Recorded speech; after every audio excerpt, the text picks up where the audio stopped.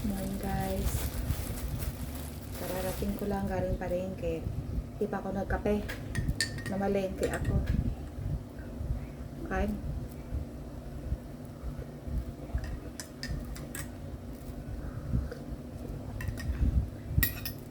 Tinapay lang muna tayo at saka cheese. Alam mo kaya ka nakabalot ko sa plastic. Kasi di ba may bawas na. Pagka nabawasan na, paglalagay mo lang ng ganito, mangingitim.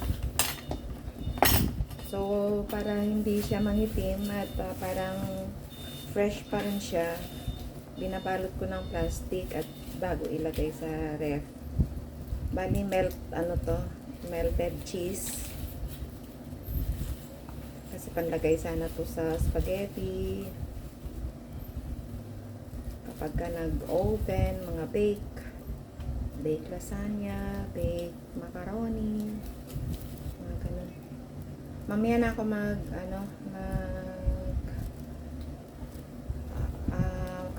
yung pinamili ko, i-haul ko.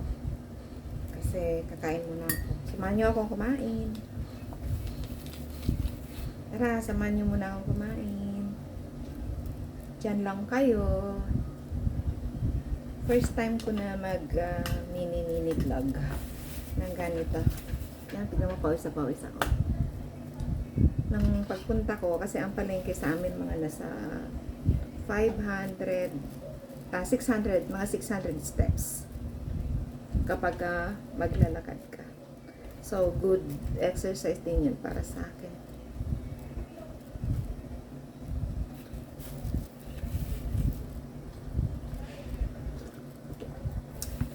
Wala akong ngayon, lettuce. Usually, meron akong mga fruits at saka lettuce, pepino, kasama nito. Kaso, hindi ako nakabili ngayon. Tapos yung fruits ko, mangga lang ang meron. Yung pepino ko, sobrang tagal na nakastock sa ref. Lantan nata. Check ko.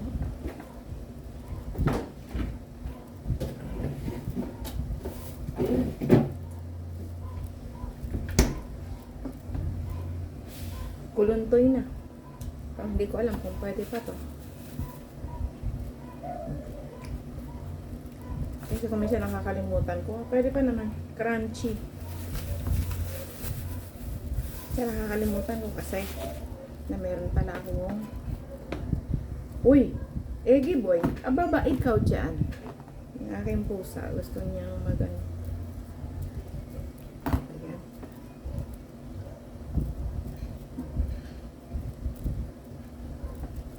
Subukan mo balatan. Balik.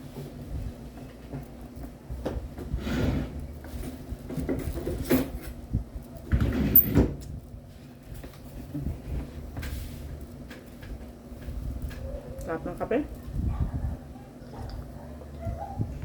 Masarap yung pakiramdam ng mainit-initan ng sikmura, no? Kaya may kasabihan tayo na kape lang, sapat na. Pwede pa naman siguro to. Ang pipino ko. Wala lang akong lettuce. Kayo ba guys? Ano bang nyo? Sinasawsaw nyo? Anong pinapartner nyo sa ganito? Pipino. Pwede na to. Ayan.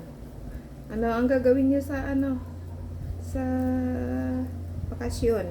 Holy Week.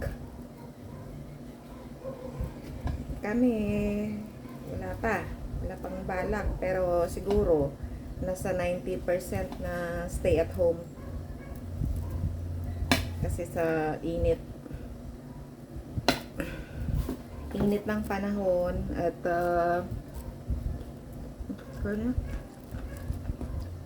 init ang panahon at saka mahal ng gasolina.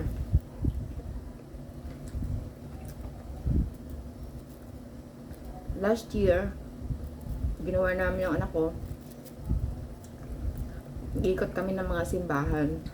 So from here, kung ano yung madadaanan namin na simbahan, hanggang makaakyat kami ng Tagaytay. Pag Friday yun. Parang pag Friday, bisita iglesia. Bisita iglesia ba tawag doon?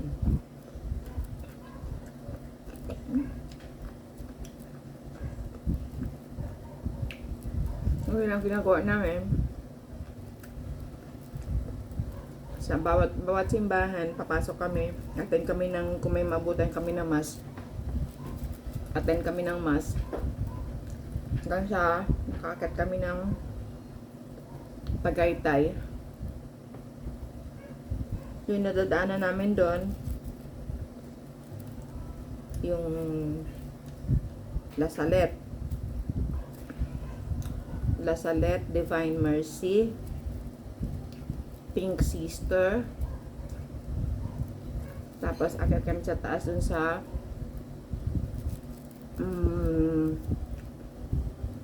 ano bang simbahan doon sa may Tagaytay. Tapos pagbaba namin, baba kami sa ano ng Silang.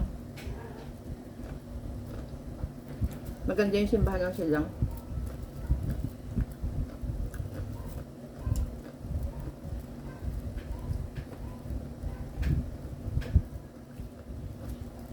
Harap pa. Kuluntoy lang yung balat. Pero ma-crunchy siya.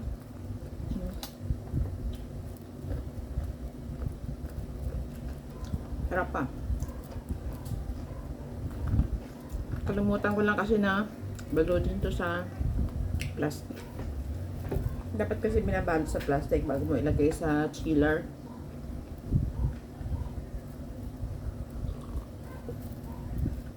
Balutin mo muna ng papel, kaya tissue, bago mo balutin sa plastic.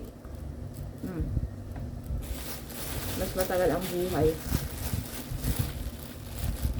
Sa papaya, ganun din. Pag pumunta ko sa pamangkin ko, daming nilang papaya doon, nagdadala ako ng papaya, pang tinola. Gagawin ko, babalutin ko yun sa papel, kaya tissue. Tapos balutin sa plastic at ilagay sa chiller. Sa chiller lang, wag sa freezer.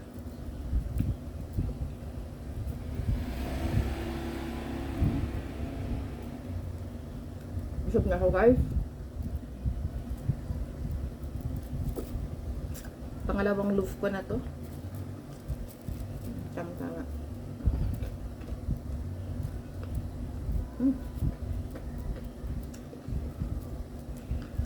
Kaya ano almusal nyo?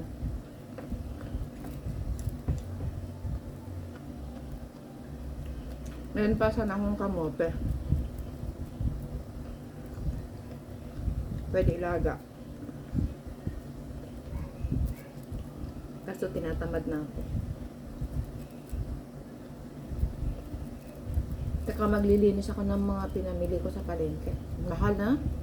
Ay, pero ngayon, yung mga presyo, hindi pa ganun kataas. Next week siguro. Narinig ko sa balita. Ngayon is March 28.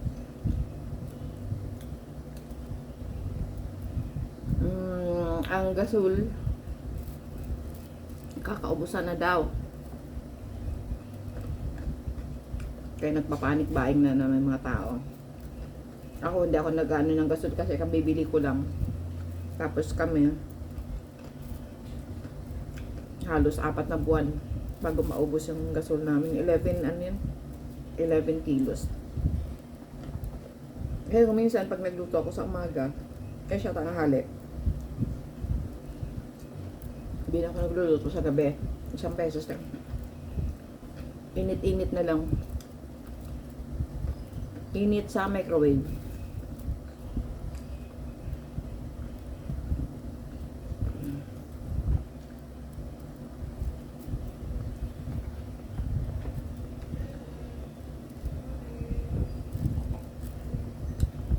Abot tayo ng ano, abot tayo ng 1.5. 1.2 to 1.5 ang gasol. Pa April.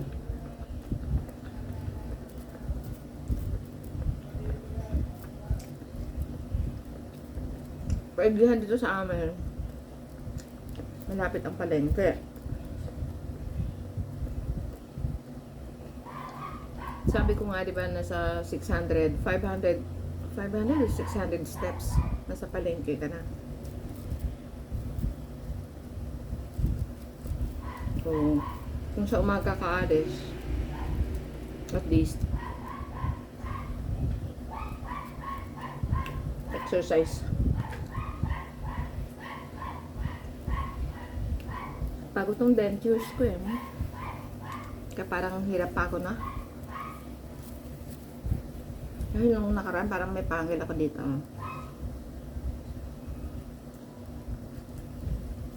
So, binunot yung pangil.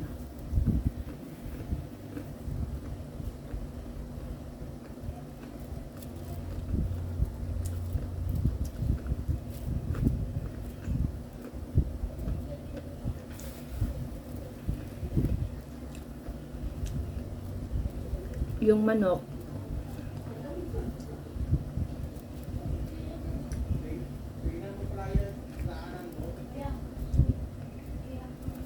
yung manok 220 daw ang kilo sa mga regular na mga namimili. Since kumari ko yung binilahan ko, 190 lang. So di 30 pesos ang natipid ko per kilo, di ba? Tapos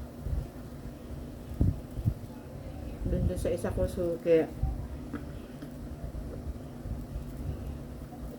isda. Chinch tindera lang naman siya. Tindera siya. Hindi siya talagang may-ari. Hindi na ako naghihingi ng mga discount doon. Ang gusto ko lang doon, kasi honest, yung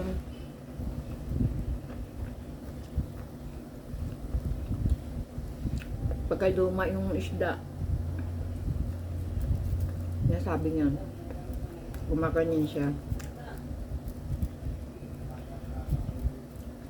So yung nakukuha ko talaga na isda, talagang ano siya, fresh. Kasi may mga tira-tirahan ba sila kahapon. Ang gagawin, i-display ulit, ihahalo nila dun sa iba nilang bagong stock ngayon. So kapag ka napipili ko yung kahapon nila, sinisenisan niya ako na ano, wag daw. Kaya kung minsan siya na lang ang pinapabili ko. Siya na ang pinapapili ko.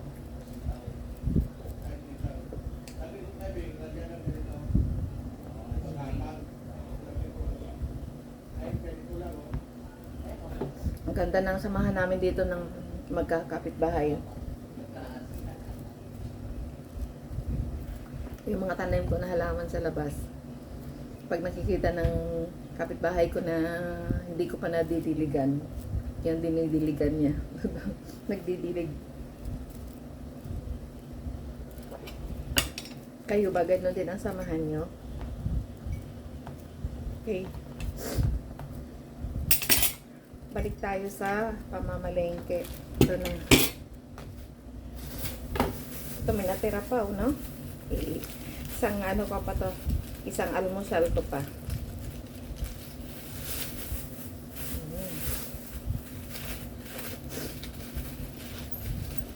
Iyan ako nga to. Kasi para hindi nga mangitim yung ano, yung cheese. Kailangan sa ano ngayon, panahon ngayon, marunong kang magtipid. Tapos ito, yan hinati ko ngayon. Ano. Pwede pa. Kasi crunchy pa siya eh. Pero siguro within today, pwede mo nang kainin. Huwag mo nang paabutin ng ilang araw. Yan. Lagay ko ko lang to sa ano, sa chiller.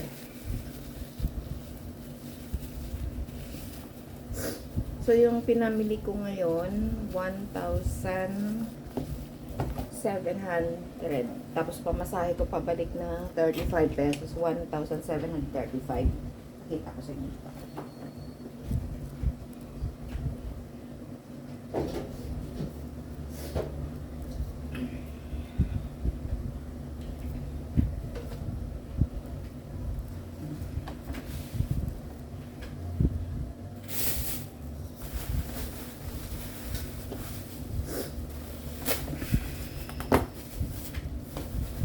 Kami lang dalawa ng anak ko. Hindi naman ako magpa-panic buying. Kaso lang, yung inaano ko lang kasi kaya ako namimili ng medyo marami. Kasi may kapansanan ako. Tanda na. Tapos may ano pa ako, may polio. Pilay pa ako, pilay. So, every time na pupunta ako ng palengke, kailangan ko talagang sumakay. Gawa ng hirap ako maglakad. Pero sa umaga, kapag kayong mababa pang ano pang araw, sinisikap ko na maglakad papuntang palengke. Parang pinaka-exercise ko rin 'yun. 'Di ba? Para hindi ang aking katawan, mag-stack up ang aking mga paa. So ito, bali 2 4 anim na ayan. Anim na na hita. Tapos mahugasan ko to lahat kasi ito pwede pang air fry. Diretso na ganyan, air fry lang. Ibabalot sa foil, lalagyan mo ng panglad, lemon, bawang, yun. Yun ang isang putahe niya. Tapos yung iba naman, pagka may let's say pwede rin fried chicken. Bawa, pupunta ang anak ko sa office, magbabaon. Lagyan ko lang ng konting paminta, timpla, mababa lang na timpla. Mababa lang na timpla, tapos lagyan ng breading. Ang breading kasi ngayon mga mga tawag dito, maalat na. Kaya mababa lang dapat ang timpla mo. Ito naman mga pakpak chicken wings. Mas gusto ko kasi chicken wings sa pangtinola. So, ito yung nabili ko sa manok. Tapos, mayroon pa ako dito na Adidas. Sa totoo lang, ako lang isa ang kakain nito. Hindi naman kumakain yung anak ko. Sa ginagawa ko, iluluto ko siya ng lahat. Ito iluluto ko. Tapos, kung nilalagay ko lang sa freezer, yung iba tinatabi ko para sa sunod na araw, linggo, kung mag-crave ako, pwede ko nang kunin lang doon. At least luto na, di ba? Iinit ko na lang. Tapos pork chop. Pork chop, 1 kilo to. Ito naman yung mga ang hilig ng anak ko. Kasi ginagawa kong tongkatso. Tongkatso, parang breaded pork chop lang naman din yun. Pinapasosya lang kunyari, breaded pork chop. Tongkatso. Lalagyan mo lang siya ng side dish na ano ba yon? Yung repolyo na ginaya. Kaya nagiging tongkatso ko na. Pero yun, breaded pork chop. Minsan ginagawa kong steak. Pork chop steak. Tapos ito, meron akong alumahan. 1/2 kilo na alumahan. So, pwede iprito to at lagyan ng tawag dito ng mga dahon-dahon, may sabaw. Ito 380 ang kilo. 380. Itong pork chop ngayon, ang kilo ay 380 din ang kilo. Yung manok, 190. Yun ang manok ang mas mababa. As of now. Pero sabi, kapag iba ang bumili, nasa 220 na. Tapos itong galunggong, 380 din ang kilo. Kalahating kilo din ito. Ako lang din naman ang kumakain yan. So, pwede itong pangpaksiw. Pag maminis mo yung paksiw, di ba? Actually, marami pa akong mga stock din sa freezer namin.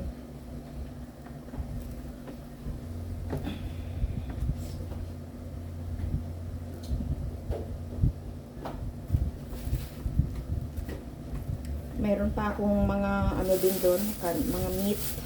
Mamaya ipapakita ko sa inyo. Tapos bumili ako ng ampalaya. Nag-iisa lang naman ang palaya. 110 ang kilo daw. 110. Tapos bumili ako ng bawang. Tag 25 bawat isang balot. Nakabalat na. Kasi ano ko lang, didikdikin ko na lang yan. Tako. Kasi pang tinola ko naman, iba may pang tinola ako na ano dyan. So, sayote at saka dahon sili. May mga sili haba pa ako sa ref. Dagdag lang naman kasi yan. Tapos, toripolyo. Maliit ito pero siksik. Pang tongkatso. Tapos yung iba, meron akong nilagang beef na doon na pinalambot. Halos sa nilaga at saka pang tongkatso. Saka meron pa akong cauliflower din doon. Pwede rin pang chop suey, no? Mixed vegetable. Tapos yung hindi nawawalan kami itong patatas. Kasi sa nilaga, lahat ng namin, may nilaga kami. Hindi ko alam ang kilo nito, nakalimutan kong itanong. Pero lahat ng gulay ko 190. 190 tama. 190 lahat ito. Ilang ko lang 200 ito. Ito 50. Ito 15 pesos. So kung 15 pesos ito, tsaka 50, 65 na. Then the rest, hindi ko alam kung magkano. Basta ito ay 190 lahat. Tapos nakabili ako sa suki ko ng maha blanca. Masarap yung maha ng kapitbahay ko. Nagtitinda doon sa palengke. 90 pesos ito, isang tub. Masarap ng timpla niya. Pwede pang merienda. May merienda mamaya. Yan. Kalimutan ko yung anak ko. Kalimutan ko bumili ng leche plan. Yan ang paborito niya kasi. Yan. Tapos, ito na. Yan na. So, lahat-lahat itong napamili ko ngayon is 1.7.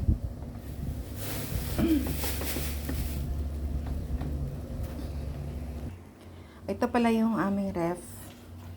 Bali, 3 freezer yan. So, yung mga old stock ko pa. So, meron ditong ham, crab meat, atog, ito, gata. Tingnan ako mag-stock gata. May puto pa. Naka-frozen lahat yan. Pero, madali lang naman iinit yan. Stay as fresh. Tapos ito, lumpia ubod. Ubod, pero hindi ko pa natimpla yan. Ubod. Ito yung Shanghai na natira. Tapos ito yung beef. Beef na napaano na yan. Napalambot na. Malambot na siya. Tapos ito ang bangus. Boneless na bangus na natimpla na pang pang tawag dito, pang prito. Tapos ito naman sa pangalawa, tilapia. Ito, bangus. Ulo ng bangus sa saka buntot ng bangus kasi hindi wala yung katawan. Ginawang daing. Boneless ang katawan. Tapos yung ulo, sabi ko sasabawan ko.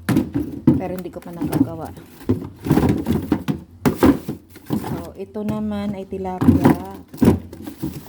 Ito ay ano pang niluto namin ito ng isang araw na hindi naubos. Ito, tira pa ng manok. Lagay ko muna to dito kasi may manok na bago. Ito tilapia. Ito hipon. Ang hipon ngayon ay mahal na. Tapos ito may liempo.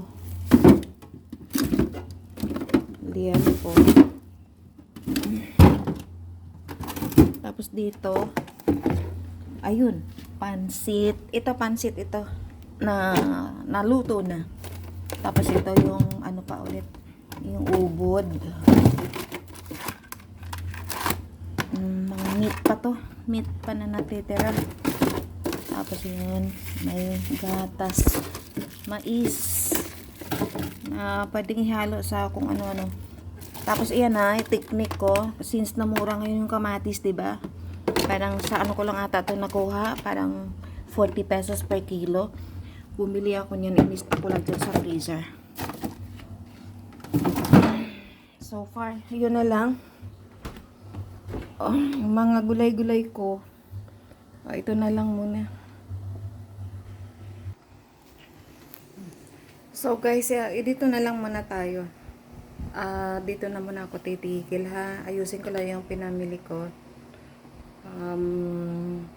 Sa sunod na lang, mini vlog to. Umpisa pa lang to ng pagpa-vlog ko kunyari dito ha. Thank you very much and ingat kayo palagi. Teka lang, papakita ko yung garden ko sa labas. Dinidiligan ng aking kapitbahay. Okay, good morning, Eki.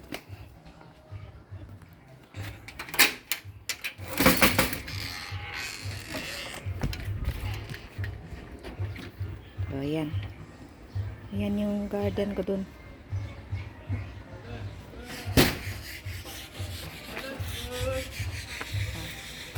Dami lang mga talong ko, no? So, diba?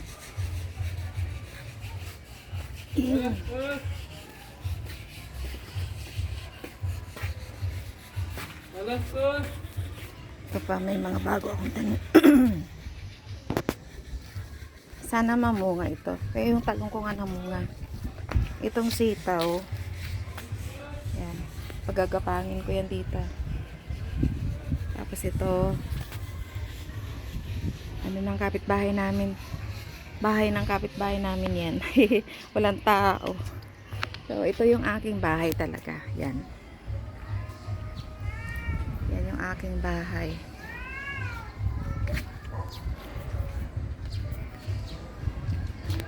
Yan. Kapitbahay. Kasi wala kami nga mapagtaniman. Diyan na lang.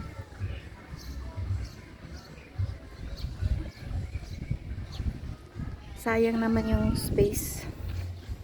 Diba? Kaya as much as possible, minamaximize ang space. Yan.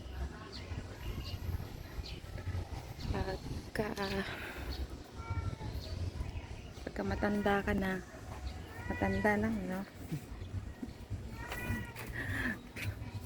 Bali yan. Oh, bakit? Ito lang yung aking alaga. Opo. Good morning. Good morning.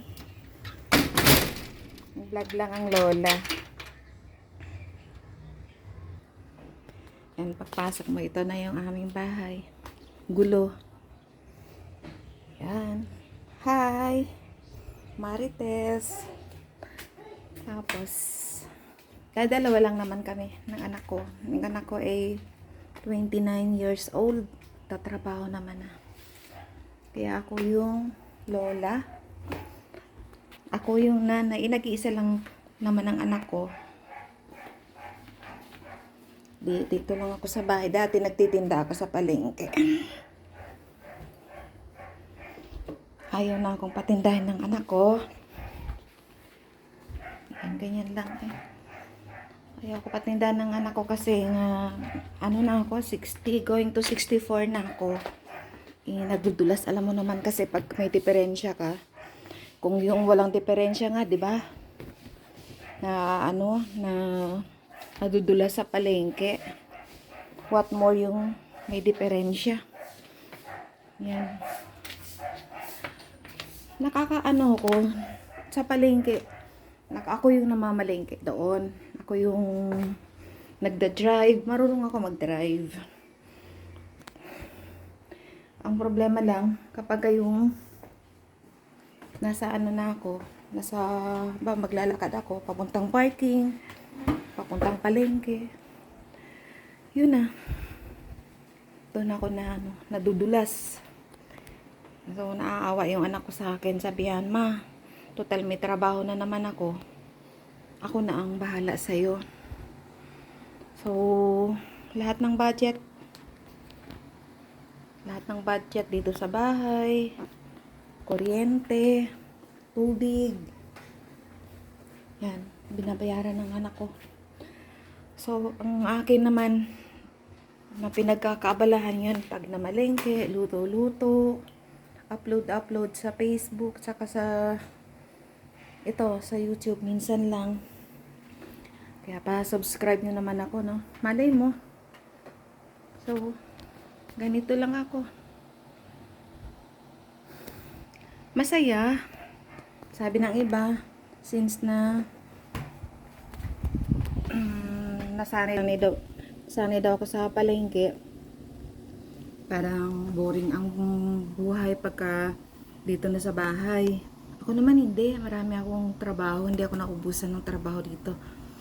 Sa pagising pa lang sa umaga, papakain ng pusa, magluluto ng almusal, maglilinis ng bahay, magdidilig, tapos yung halaman, 'di ba? Magtatanim ako ng halaman. Na parang sa taas kasi doon sa namin sa balkon ko, mas din doon.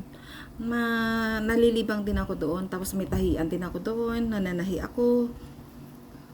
Ganun lang. So parang hindi sa tao kasi yun eh. Kung gusto mong boring ang buhay mo or gusto mong kapaki-pakinabang ang buhay mo, nasa tao yun. Kaya ako enjoy ako, hindi ako yung nababagot sa bahay. Wala, hindi ako nababagot sa bahay. Hindi rin ako mahilig mangapit bahay. Yung instead na itigil ko dun sa kanila, ilinis ko na lang ng bahay ko rito, o kaya magga-garden na lang ako, may makukuha pa ako. O kita mo yung halaman ko nga dun sa labas eh. Diba, dami ng bunga.